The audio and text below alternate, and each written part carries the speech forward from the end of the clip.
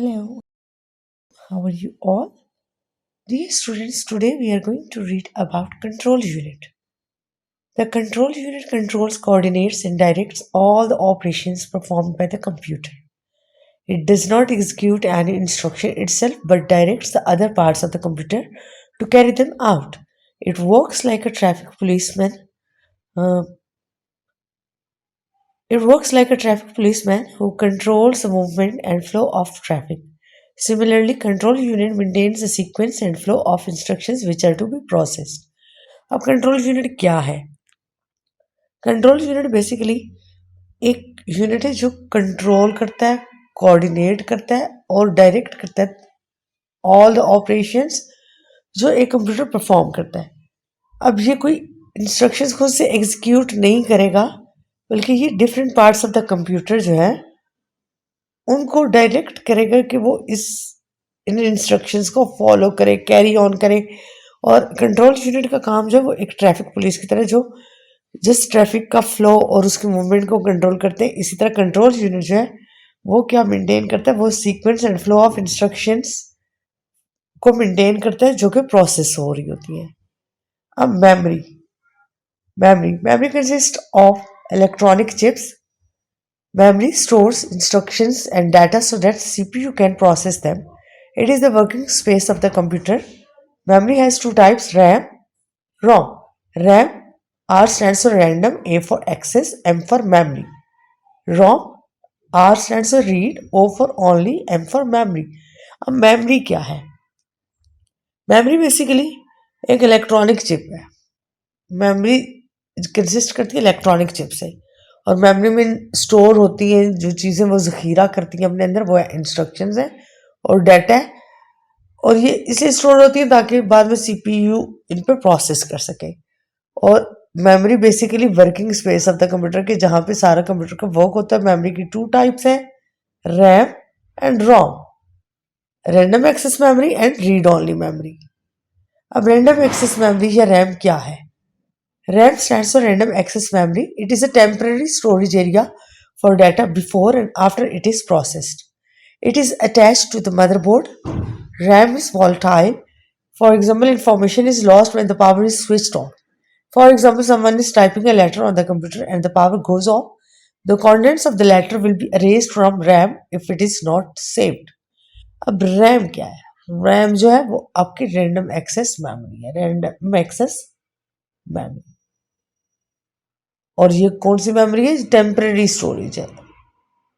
ये आप डाटा जब आप प्रोसेस कर रहे होते हो या आप जो भी टाइपिंग कर रहे हैं, कुछ भी कर रहे हैं, तो वो आपकी रैंडम एक्सेस मेमोरी में वो चीज़ें सेव उस वक्त सेव है. और ये किससे अटैच होता है? मदरबोर्ड से. अब रैम जो है वो वोलेटाइल होता है. वोलेटाइल कैसे होता है? क्योंकि अगर आप कोई भी इंफॉर्मेशन, आप कोई चीज़ टाइप कर रहे हो तो वो आपके सामने नज़र आ रही है. आप जब टाइप करते हो तो आपको वो चीज़ मॉनिटर पे नज़र आ रही है. लेकिन अगर लाइट चली गई, गलती से आपने उसको पावर ऑफ कर दिया कंप्यूटर को या कुछ भी, तो ये मेमोरी में ये जो चीज़ है, ये टेम्परेरी मेमोरी, ये बाद में आपको नज़र नहीं आएगी अगर आपने उसको सेव नहीं किया हुआ. हाँ, अगर आपने सेव किया हुआ तो फिर आपको चीज़ें नज़र आएंगी. लेकिन रैम जो है रैंडम एक्सेस मेमोरी, उसमें जो भी चीज़ होगी अगर वो सेव नहीं है तो वो अरेज हो जाएगी, वो ख़त्म हो जाएगी, वो डिलीट हो जाएगी, वो आपको दोबारा नहीं मिलेगी. अब RAM is plugged in a socket.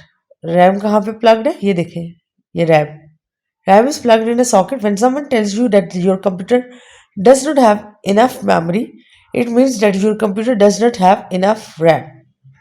जब आपके सामने एक मैसेज आता है कि इनफ मेमोरी नहीं है, तो इसका मतलब है कि आपकी जो रैम है वो अब उस पर इतनी वो नहीं है, स्पेस नहीं है कंप्यूटर में कि आप कोई भी चीज़ स्टोर कर सकें. अब ये आपकी है रैम. अब इसमें आप ये इसके स्टेप्स देख लें. You see an input device to input the numbers 3 and 4 along with the instructions add. आपने अब इनपुट 3 4 ऐड, अब आपने यहाँ पे 3 and 4 को ऐड करना है. ये इनपुट डिवाइसेस हैं आपकी कीबोर्ड एंड माउस, इसके थ्रू आपने नंबर 3 and 4 जो है वो इनपुट करना है. और इसमें आपकी इंस्ट्रक्शन है ऐड। अब the numbers and the instructions are temporary held in memory. अब ये जो आपने टाइप किया ये आपके यहाँ पे जाके स्टोर हो गया। अब ये आपकी फ्लॉपी डिस्क, सीडी, डीवीडी ये चीजें हैं। अब इसके बाद आपका अब ये इनपुट हुआ, यहाँ पे ये आपकी चीजें टेम्पररली आपकी मेमोरी में चलेगी। अब the processor retrieves the numbers and the instructions to perform the addition. The processor retrieves the numbers and the instructions to perform the addition. अब ये 3 और 4 इनपुट हो गया, ये आपके टेम्पररी मेमोरी में आपके रैम में चला गया। अब वहां पे इसके ऊपर आपकी क्या हो रही है, आपकी वो जो इंस्ट्रक्शंस हैं एडिशन की वो परफॉर्म हो रही हैं आपकी प्रोसेसर में। अब आपका अब 3 और 4 को जब आपने ऐड किया तो आपका जो इमेज आपके मॉनिटर पे या आपके कंप्यूटर प्रिंटर पे या जो भी इसका रिजल्ट है, like the result 7 is temporary held in memory from where it can be output or stored. अब यहाँ पे आपने इनपुट किया, यहाँ पे वो आपके मेमोरी में चला गया।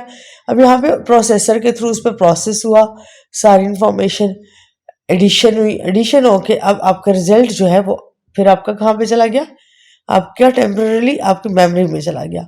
और अब वो आपके सामने उसका एंड रिजल्ट जो आएगा वो आपके मॉनिटर या प्रिंटेड फॉर्म में आपके पास नंबर 7 जो है वो इसका रिजल्ट आ जाएगा।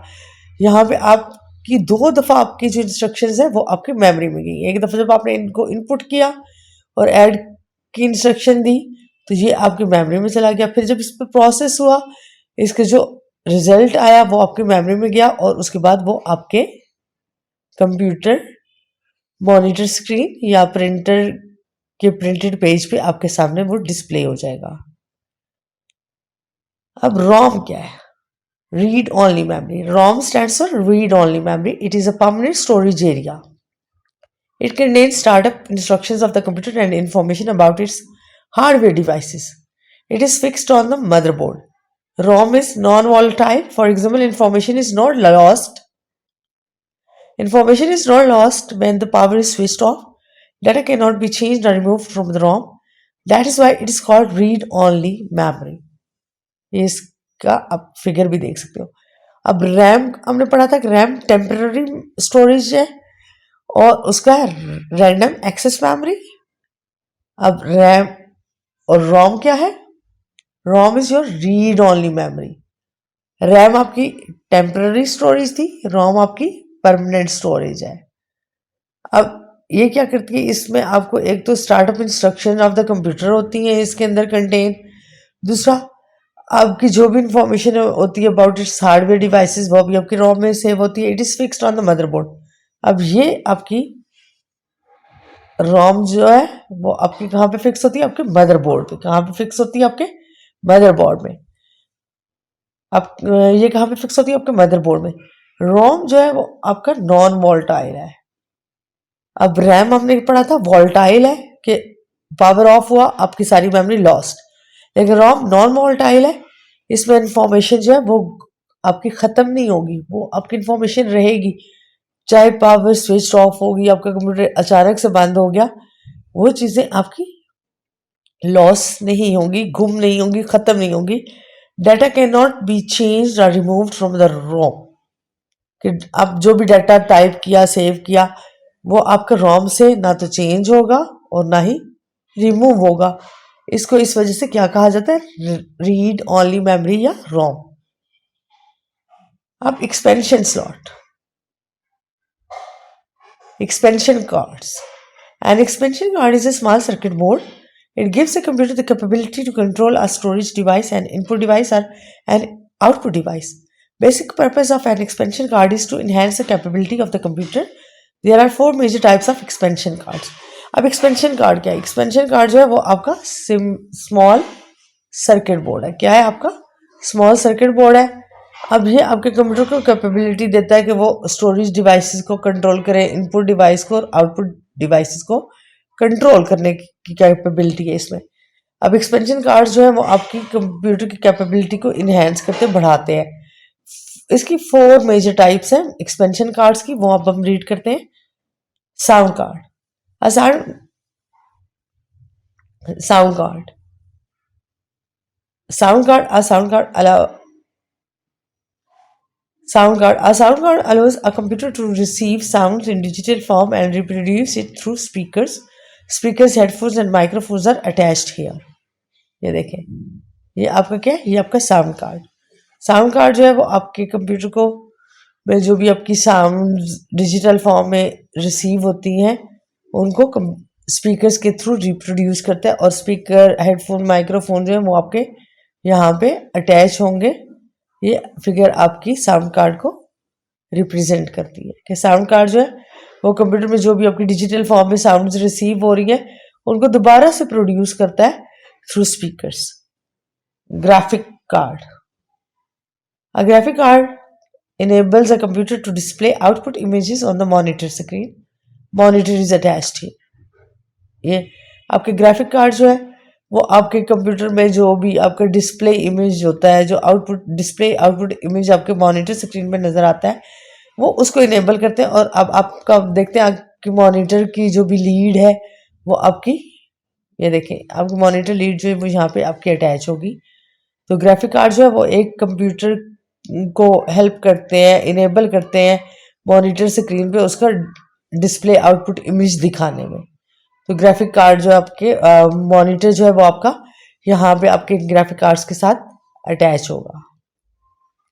जब वो अटैच होगा तो आपका जो भी डिस्प्ले आउटपुट इमेज है वो आपके मॉनिटर पे नजर आएगा. लेकिन अगर आप यहाँ पे मॉनिटर अटैच नहीं करेंगे तो आपका डिस्प्ले आउटपुट इमेज जो है वो मॉनिटर पे आपको नजर नहीं आ सकता. ये आपकी फिगर है graphic card. Network interface card. A network interface card enables a computer to connect and communicate with other computers. Network cable is attached here. अब आपकी जो भी नेटवर्क केबल है वो आपकी यहाँ पे अटैच होगी, और नेटवर्क इंटरफेस कार्ड जो है वो आपके कंप्यूटर को दूसरे कंप्यूटर्स के साथ कम्युनिकेट और कनेक्ट करने में हेल्प करता है. Modem. Modem is used to transmit digital data over telephone wires. Usually it is used for dial-up internet connections. ये देखें, ये आपके डायल अप इंटरनेट कनेक्शंस के लिए आप telephone cable is attached here. Telephone cable is attached here. अब modem जो है वो आपका ट्रांसमिट करता है डिजिटल डाटा को ओवर टेलीफोन वायर्स. अब नेटवर्क इंटरफेस में आपका क्या था कि आपका नेटवर्क केबल जो है वो यहाँ पे अटैच होगी और ये एक कंप्यूटर को दूसरे कंप्यूटर्स के साथ कनेक्ट भी करेगा और कम्युनिकेट करने में हेल्प करेगा. मॉडेम में आपका ये बेसिकली आपके डायल अप इंटरनेट कनेक्शंस के लिए मॉडेम जो है उसमें आपकी टेलीफोन केबल जो है वो आप यहाँ पे अटैच करेंगे, और ये आपके डायल अप इंटरनेट कनेक्शन के लिए यूज होता है बेसिकली मॉडेम. तो मॉडेम जो है वो आपका ट्रांसमिट करता है डिजिटल डाटा को टेलीफोन वायर्स पे. Expansion slot. An expansion slot is a long narrow socket on the motherboard into which different expansion cards can be plugged in. There are three different types of expansion slots. ISA, Industry Standard Architecture. It is a slow speed slot used for modems, rare to find in modern computers. PCI, Peripheral Components. PCI Peripheral Component Interconnect. It is faster in speed than ISA slot. It is used for sound cards, graphic cards, network cards and modems. And the third one is AGB Accelerated Graphic Port. It is a high-speed slot used only for graphics or 3D graphic cards. अब क्या होता है expansion slot? क्या है expansion slot? आपका है ये एक लॉन्ग नैरो सॉकेट होती है जो आपके कहाँ पे होती है? मदरबोर्ड पे, जिसमें डिफरेंट एक्सपेंशन कार्ड जो है वो प्लग्ड इन होते हैं. अब एक्सपेंशन स्लॉट्स की टाइप्स कितनी है? 3 डिफरेंट टाइप्स है. ISA, Industry Standard Architecture, PCI Peripheral Component Interconnect और AGP Accelerated Graphic Port. अब ISA इंडस्ट्री स्टैंडर्ड आर्किटेक्चर क्या है कि ये आपका स्लो स्पीड स्लॉट है जो मॉडेम्स के लिए यूज होता है, और आजकल के कंप्यूटर्स में ये मिलना मुमकिन नहीं है, बहुत कम मिलता है. PCI Peripheral Component Interconnect, इसमें आपका क्या है कि इसकी स्पीड ISA स्लॉट जो आपने पीछे हमने पढ़ा ISA स्लॉट उससे ज़्यादा स्पीड है, और ये यूज़ होता है साउंड कार्ड्स के लिए, ग्राफिक कार्ड्स के लिए, नेटवर्क कार्ड्स के लिए और मॉडेम्स के लिए. अब AGP Accelerated Graphic Port, it is a high speed slot used only for graphics or 3D graphic cards. ये इसकी बहुत ज़्यादा स्पीड हाई होती है और ये ग्राफिक्स और 3D ग्राफिक कार्ड्स के लिए यूज़ होता है। अब ये हम देख रहे हैं PCS स्लॉट, AGP स्लॉट। ये देखिए आपका प्रोसेसर, फैन, आपका सॉकेट्स और रैम। तो ये आपके एक्सपेंशन स्लॉट्स है। ये आपके क्या है, ये देखिए ये आपके एक्सपेंशन स्लॉट है, AGP स्लॉट है, PCS स्लॉट है, ये आपके एक्सपेंशन स्लॉट्स है। Thank you.